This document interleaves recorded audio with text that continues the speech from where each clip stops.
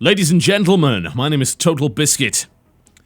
I call this part of my mod showcase series, but to call this a mod would be a disservice, and also, well, it would be wrong, because it's not. This is Renegade X, ladies and gentlemen, which is a reinterpretation of Command & Conquer Renegade. It's done in the Unreal 3 engine, and is a standalone, free-to-download project that has just entered open beta. Its developer goes by the name of Totem Arts, which is a mod development team founded in 2006, and they were responsible for the original Renegade X mod for Unreal Tournament 3, which came out in 2009. However, since that time, they have worked to redevelop the game, improve it, and release it as a standalone product under the UDK, Unreal Development Kit. Now the question is it worth your time? This has been floating around for a long time indeed. Founding the team in 2006. Well, that was a long time ago in and of itself, and then you think, hang on a minute, when did the original Renegade actually come out? As opposed to Renegade X. That came out 12 years ago. Long time ago, and for those who don't know, Command & Conquer Renegade was a first and third person shooter. I say both because you could play in both. That was created in the Command & Conquer universe, and it was criticized for really poor AI as well as some pretty dodgy level design. But the multiplayer community actually had legs, and continued, and is still around to this day. Shockingly enough. Some people still play Renegade. So this is an effort to bring the multiplayer mode of Renegade back into the spotlight in 2014. Have they succeeded? We will find out. Bear in mind, everything you're seeing here is from the beta, and it's a real beta, so it's janky. The edges are very rough indeed. One, can I just point out how embarrassing this menu is to many commercial games? Are you telling me that a fan project in Unreal Development Kit, for free, can come up with an options menu that is this detailed and has this many choices? And can you then explain to me how multi-million-dollar projects developed in this engine can't do that? Yeah. This should be embarrassing to a lot of development teams. This is really good. Huge amount of options available under the Unreal Engine. So if you see another Unreal Engine game that doesn't have this many options, then you can say to yourself, I'm pretty sure that engine can support that, and you'd be right. And you can say, that developer was lazy. Separate audio sliders and, of course, rebindable keys. Far as I can tell, no mouse acceleration to be found here. You can even change the weapon hand. Why the hell not? I'm gonna actually put tank reverse off, because I did find that a little odd. I'm used to driving tanks in Battlefield games, and usually when you go in tank reverse, it kind of reverses the controls, and here it doesn't. So, there's that. So let's jump in. Let's find out if it's any good. As I said, this is multiplayer only. There is a skirmish mode of some description. Against AI, I don't really think you'll want to do that necessarily, unless you really want to try and learn the game. The game has a 5 or 6 minute tutorial, which is voiced by the Gunrun himself, the master wizard over at Twitch TV. He was actually a Command & Conquer modder back in the day. He voiced their tutorial with his sultry tones. I am not going to a server called the Furry Pound. That is simply not going to happen.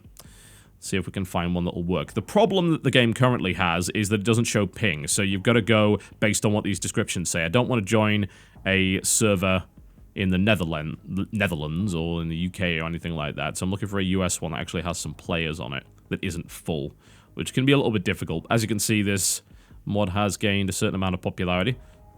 This is a US server, that might work. Okay, it's not too big, I think some people will join eventually. Alright. Welcome to Renegade X. Doesn't take a lot of time to load, does it? Absolutely not. So, it is a first and third person shooter, similar to the original, as you can probably imagine. This is my rifle, this is my gun. This is for fighting and hopefully fun. And you can fight like this as well if you so desire. There we go. Now, what made Renegade different? Did it just have a generic multiplayer mode like a lot of those single-player shooters at the time that was just a throwaway? No. It seemed like the multiplayer was actually the focus, because the mode was called Command & Conquer mode, and it was very unique at the time, and it even still is, despite the fact that there are sort of RTS, FPS hybrids like Natural Selection 2, Nuclear Dawn, Empire's mod, as well as, of course, Savage. But this doesn't play like any of them. So, unlike something like Natural Selection 2, there is no commander. You have a base, and that base has facilities in it. If those facilities are destroyed, then every player gets less options, let's just put it that way, that they can utilize. So you can go to any of the terminals inside these buildings, and you can buy weapons. You can pick one of the 4 free classes, which differ depending on which faction you're playing. There's actually 5 free classes, sorry, the engineer is one of them. Well, it's a good job I picked my character, because our barracks just got blown up, so now we can't pick special characters, which is pretty bad. Looks like we are actually losing this one. In fact, there's a light tank in our base, which is terrible news. It's not what we really want at all. So each of these buildings has a function, and if you destroy that building, then you deny the opposing team the ability to use it. So if the barracks goes down, advanced classes like the one that I just picked are no longer available. If the weapons factory or the airstrip is destroyed, depending on which faction you happen to be in, that is an artillery piece. I'm going to try and avoid that. Don't want to be anywhere near it. I might be able to drop time C4 on it. There we go. So hopefully that should detonate quite shortly. You can destroy the power plant to shut down bases and defenses and things like that. Yeah, you get the idea. And the way that you destroy buildings is varied. You can either destroy them with just sheer weight of fire, explosives, tanks, and things like that. You can destroy them by using... What the hell? Oh, we lost. Okay, fair enough. I was like, whoa, wait a minute. You can destroy them by using C4, which involves you actually infiltrating the building itself, finding the master console, and C4ing it. And that will blow that up quite effectively. Or you can summon super weapons, the Nod Nuclear Strike or the GDI Ion Cannon, by buying and placing a beacon and then defending it for about 30 seconds. Which is very risky because those things cost 1,000 credits each. But they are very, very effective indeed. As you can see here, on this top-down view, this is what a lot of these buildings look like. That's the Nod base over there, there's the GDI base over there.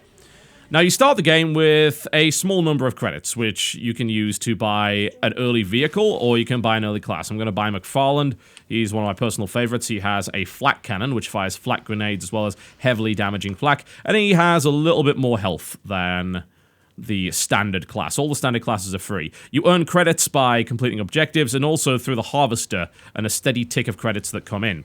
So this Harvester, which you will have to defend, is going to go and harvest Tiberium, just like the Command & Conquer games. And if it gets back to the refinery, then you get a sudden burst of credits. You can also find weapons crates on the map, which will give you money as well. This is evidently not the way I'm supposed to be going. The point of the game is to blow up the other guy's base, which can be a little bit difficult, because the bases start with things like guard towers, advanced guard towers, the Obelisk of Light on the Nod side, a very famous and iconic emplacement indeed. And things gradually escalate. As you earn more and more money, you can get better vehicles on the field, so the GDI can put out things like mammoth tanks, you've got stealth tanks for Nod, flame tanks, and of course artillery pieces, MRLS, and some of the more powerful characters, like the guys with the rail guns and laser chain guns and so on and so forth. Alright, he seems friendly, we don't need to worry too much about him. I don't know this map too well, so since the Harvester is under attack and I saw it going that way, I'm going to go ahead in that direction and see if I can assist with that. Yeah, yes, it is that direction, okay. So we've got a little skirmish going on here. The view distance is very impressive, isn't it? Yeah, you can see a lot here. In fact, graphically, this is really a good-looking game. Until you look at the textures, yeah? What I will say about it is the texture work is not great. Yeah, you can look at that. It's like, yeah, that looks a little bit old. This is one of those situations where I kind of let it go, because you can't really judge a fan game in the same way that you judge a commercial product. That would be absolutely ridiculous. But even then, it looks pretty good, shockingly enough. Surprisingly effective. Oh, hello. Oh, that's not good. I'm not going to be able to kill him with this. You can actually take quite a lot of shots, as you've probably noticed. In fact, there we go. Splat. And a nice satisfying boink noise as that goes off. The weapons are surprisingly old school in feel, and the gunplay does feel like a much older FPS, and also my gun has disappeared. That, as I said, it is open beta, it's somewhat buggy, to say the least. And that might be something that bothers a lot of people, because it actually feels like a much, much older shooter. And I think that that's because they deliberately try to faithfully reinterpret Command & Conquer Renegade. But I think many people looking at this game might be hoping, oh, it's Battlefield with Command & Conquer, and they're going to find that the weapons don't even handle close to that. That looks like a capturable tech building, I think, so I'm going to try and capture this. Hopefully that's possible. I'm not sure how you do it, but I guess I'm about to find out, aren't I? Oh, there's a console here. Do I have to C4 it? Transport helicopter ready. Okay, I've just dumped C4 in it. I'm hoping that'll do it. And I just want to try and stay down because, as you can clearly see over there, there's a rather yeah, I don't like the look of that. A rather unpleasant-looking tank. Let's try and stay out of the way. Oh, they've got an Apache out as well. So air vehicles are possible on certain maps, not all of them. And of course, you get the GDI Orca, the Apache, and then there's a transport helicopter as well. Now, what I'm hoping is this C4 actually takes this tech building away. It didn't! It blew me up. So, I'm gonna be honest, I don't know how to capture the tech buildings. This is the first map I've ever seen them on, so not a clue. But most of the time, when you find a console like that, you're supposed to blow it up. Alright, I think I'm gonna get in an Orca. There we go. Why not? So I'm gonna get myself a Orca fighter. And I'll just keep the default loadout for the time being, because I'd like to save some credits. And the Orca should spawn from here somewhere. That's the refinery, so I see, yeah, it must have come out of the weapons factory. Where is my Orca? There it is. I'm gonna jump in there and let's fly around a little bit. Can have a look at the battlefield from the air, which is always nice. So flight controls are sort of a basic helicopter style with vertical takeoff and landing helicopters, which I suppose is to be expected. They don't handle amazingly well, but they're certainly functional. There we go. Let's see what we can do about ripping that to pieces. There is a first-person mode available for these as well, although there are no cockpits. I'll try and take this artillery piece out. I am taking fire. Lots of it. From that Apache right there. I'll have a missile lock. See if I can take it down. Without dying myself. Oh, no!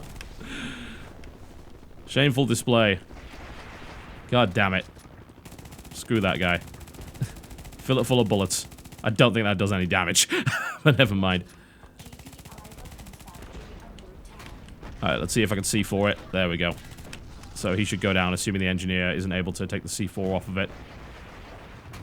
Has he noticed it? It's still there. You can see the C4 on the side there. He's moving around as well. I actually have a feeling this is going to explode. I'm going to watch it and see if it does. C4's still there. Go on. Get it. It's a 30-second timer. Go on. C4 it. We'll see that damn thing explode. Yeah! Very nice. I was able to take that out. Not too bad. It's a really strange mode to get used to, because if you play anything like a, I suppose, Natural Selection 2 or anything similar to that, then you'd expect there to be an active commander, and there isn't. You've just got to defend these buildings. You can't build new ones. Once they're gone, they're gone. And if you lose your buildings, you are going to lose very powerful abilities, like the ability to build vehicles. So you need to be ludicrously careful. Very much so. Make sure that your factories and your barracks and so on and so forth do not die. It's an absolute disaster if they do. There are various strategies involving character rushes and things like that, which can effectively take down buildings. And hell, you know, you can lose an entire building to a single infiltrator. It is definitely a possibility. So thankfully our harvester's okay at the moment. I think there's a helicopter around here somewhere. I think there's the Apache. I'm not sure I can kill it with this gun, but I'm playing the gunner class right now, which has a fairly powerful rocket launcher. Which I should be able to use to do some damage, but I do want to be a little bit careful about that. I do have some criticisms about the gunplay. It definitely feels old. It's a very archaic style of doing things. Which is a little weird, to say the least. It's not necessarily what you would expect. The guns don't have a huge amount of recoil, for the most part. Which I think is what is weirding a lot of people out about it.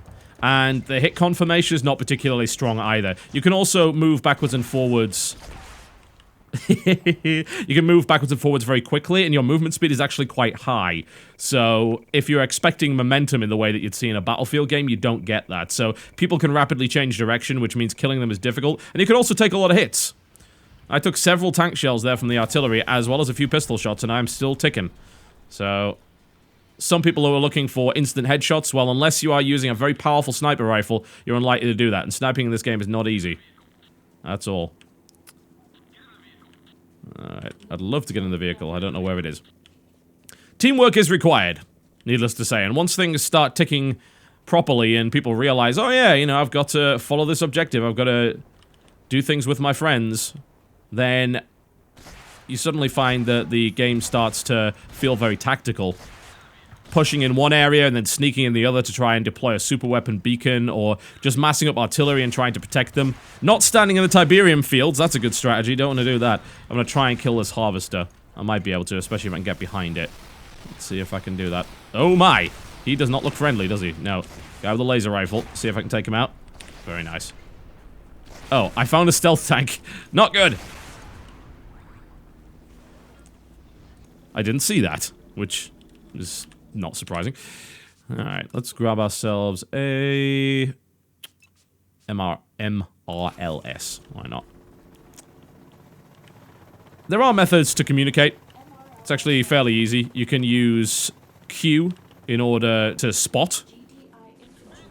And then, of course, you have a command system on control. We just lost our barracks. That's actually terrible. Well, won't get it back either. That's the worst thing about it. That's really awful. Oh, he stole a tank. Ow! Oh, why? Oh, dear. That is unpleasant. Get back here. He's going to be able to C4 that bloody thing as well, isn't he? As I said, it takes a lot of effort to kill people in this game. And I have a feeling this guy's going to kill me. No, I managed to take him out, but we need something pronto. Because that C4's up. Oh, C4 just went off. Oh, no, it didn't. Okay, quick. Switch to the engineer. And use the repair gun to disarm the C4. I don't know if I can disarm it in time. If the C4 goes off, then this building might come down. Come on, come on, come on, come on. Ah, bollocks! Well, it didn't kill the... Oh, it did a lot of damage. It didn't destroy the building by the looks of it, but it did a lot of damage. I need to repair this immediately before we end up losing it. You can repair from inside, thankfully. There we go. It's got this very unique feel to it. I mean, it's an obviously impressive fan game, and it plays really, really well. And it does feel very unique. It's a mode that really isn't done in many games these days, and when it is, it's generally done with an active commander, rather than just this passive base that can't actually be changed around. And for the most part, it plays out really well. There are some exceptions. I don't necessarily like the way that some maps tend to turn into these huge slugfests that it's just vehicle on vehicle forever. But I think for the most part, geez, a lot of that comes down to a lack of understanding from the player base as to how things work. The more that I play this, and I've been playing quite a bit over the last few days, the more people seem to get how things operate and start to play in a sensible fashion as opposed to just ramming tanks into each other over and over and over again. Oh, you need to take out harvesters. You need to lower their income so that you gain an advantage with the amount of vehicles that you can put on the field. You need to destroy key tech structures. You can't just let infiltrators get into your base. You've got to be really careful about all that stuff. And when you've got a good team going, this game is awesome. Really, really fun to do. Taking on 2 helicopters is probably a pretty bad idea. But we'll see what we can do. The answer is not much! Splat. Oh dear. It can definitely get frustrating when you lose access to characters early on in the game, and that can really screw you over, and I think that the problem that I have with that is not the fact that the system exists, but the fact that the game can drag on for a long time after that. You'd think that with the barracks destroyed, we'd have a clear disadvantage, and we do. We do have a clear disadvantage, but with things like our defenses up, like the guard towers and the advanced guard tower and things like that, it can take quite a bit of effort to actually break the GDI or the Nord or just any faction in general. I don't even know why I said that, but it can take a lot of effort to break the other team, which means that games can drag on for upwards of an hour without the other team having access to interesting classes, which means things can get a bit boring, you know? These 5 classes versus the other stuff, yeah, not as interesting, unfortunately. I would love to say otherwise. There we go. Uh-oh. I don't think he's too pleased. Good lord. I would say not. So, it's more of a pacing issue, I think, because some of these games can drag on for as long as they can.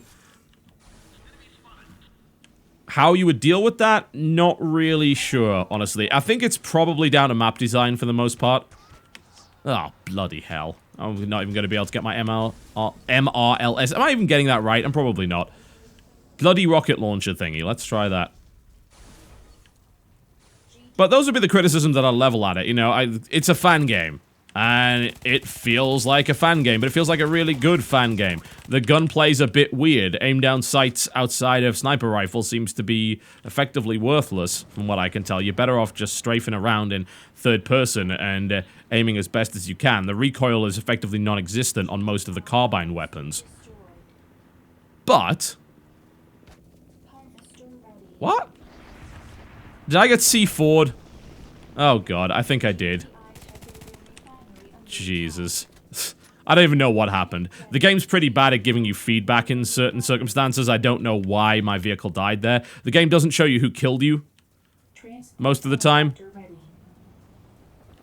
Let's see if we can, let's see if we can get in that transport helicopter and help out. Maybe it can be useful.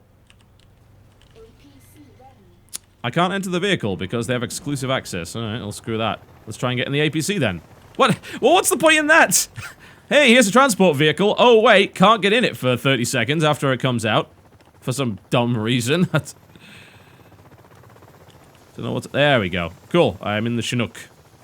Let's fly. I think what happened with the APC is that the person who owns it didn't get inside. After about 30 seconds, if the person who owns it doesn't get inside, someone else can do it. I assume that's how it worked out. Alright. I hope this guy knows what he's doing. Gatling gun's pretty cool, I've got to say. Definitely has a bit of a Battlefield feel, especially once you get into one of these vehicles, but it definitely doesn't play like a Battlefield, not at all. And apparently aiming this gun is pretty difficult. Let's reload the weapon. No, it's automatic, okay. But yeah, you should try it. It's unique and strange, and you've probably not played anything like it. And that is an endorsement. It's free. It's ridiculously impressive. Totem Arts have worked for years on this, and it shows. It's still not 100% polished, but the assets that they have in the game are really impressive, and it's obvious that they have lavished tender loving care on it. This is a passion project. And the passion is obvious. It oozes from every pore. And it's just a damn fine FPS. If you can get over the gunplay. Because that certainly is not the strength. They may wish to have another look at it. I don't know, maybe it's just because we've sort of moved on in terms of the way gunplay works, and we prefer that weightier, more responsive gunplay. And this game doesn't have that. Its gunplay is very floaty due to a lack of recoil and obvious hit confirmation. Pretty sure I didn't. Don't know what happened there. And the game's obviously pretty damn buggy as well, so something to consider there. But outside of that, Renegade X right now is very impressive, and I think that you should try it. Get into the beta test, see what you think of it. There's a lot of fun to be had here. And still that very unique game mode that stands the test of time, because I suppose no one else really tried to do it and actually had any real success with it. So all credit to them for bringing that back. And man, does it just not ooze Command and Conquer from every pore? It really does. Just being able to go up to a mammoth tank and just seeing how huge they are in comparison to other vehicles, escorting a harvester, going over Tiberium field and melting it into a pile of green goop. Even explosive weapon crates, I mean, come on. I did grow up with Command and Conquer and Dune 2 and things like that, so for me, this has a lot of value. Even if you don't like C&C, I think this mode is unique enough for you to bother giving it a shot. So there you go, folks. Renegade X. Is that... oh, that's not friendly. Okay. Didn't realize that for a moment. Worth a try. Download it in the description below this video. Give it a test. Sounds like there's a nuclear strike coming down. I really hope I get to watch that. That will be amazing. I don't think I can see it from here. Alright, we're gonna sit here and we're gonna watch the nukes come down. 4. Come on. I know, I'm wishing for them to nuke my base. Oh, that is so cool. The ion cannon is equally cool, by the way. That is just awesome. Renegade X. What an effort. What an impressive effort. Unbelievable. Give it a bash. No reason not to. It's completely free. My name has been TotalBiscuit. Thank you very much for watching. And I'll see you next time.